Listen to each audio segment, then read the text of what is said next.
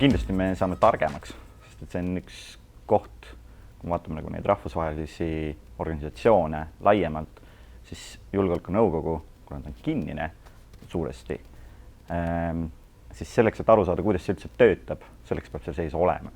See on ainukene kogu, mis võib võtta otsuseid, mis on siduvad riikidel olukorras, kus riigid ise ei ole laua taga. Et see on suur vastutuse kandmine. Julgeolekunõukogus on siis lisaks P5-le, alalistele liikmetele on ju esindatud kõik regioonid. Nii et igaüks tuleb oma vaatega, oma agendaga, selle kõigega peab arvestama. Julgeolekunõukogu on jooksev lint, millele peab ise peale hüppama samal ajal joostes, et need protsessid on juba ammu alanud, mis seal on. Absoluutselt kõik on öelnud, et kui te arvate, et te olete kõik ettevalmistused teinud ja te olete valmis, kui te lähete, eriti need, kes on ise hiljuti seal olnud, siis te eksite. Te ei ole valmis, aga ei ole hullu, küll te saate hakkama. See tegelikult on kõige tähtsam, et me saame enesekindlust sealt, et me oleme selle ülesandega keerulise ülesandega hästi toime tulnud.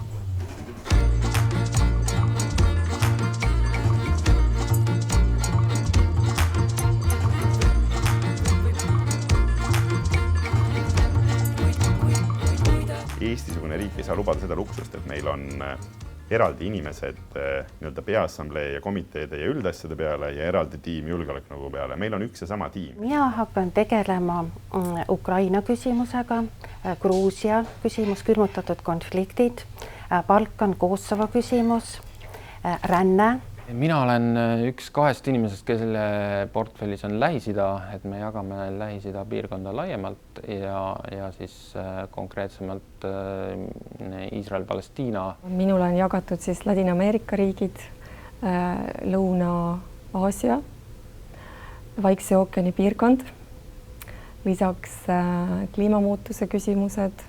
Mina tegelen horisontaalselt kõikide küsimustega, mis on seotud ÜRO rahuvalveoperatsioonidega, küsimustega, mis on seotud ÜRO poliitmissioonidega. Tegelikult ma tegelen nagu laiema Lähis-Idaga, aga põhiteema vaadates tänast julgeolekunõukogu kalendrit saab olema ikkagi Süüria. Kõiki neid läbirääkimisi julgeolekunõukogus juhtida ja seal juures sanktsioonikomiteesid juhtida, et see kindlasti on midagi, mis on väga unikaalne kogemus ja mis on kurikuulsalt raske, aga samas ka väga palju pakkuv kogemus, et selles suhtes, kui sa teed selle ära, siis sa oskad kõike.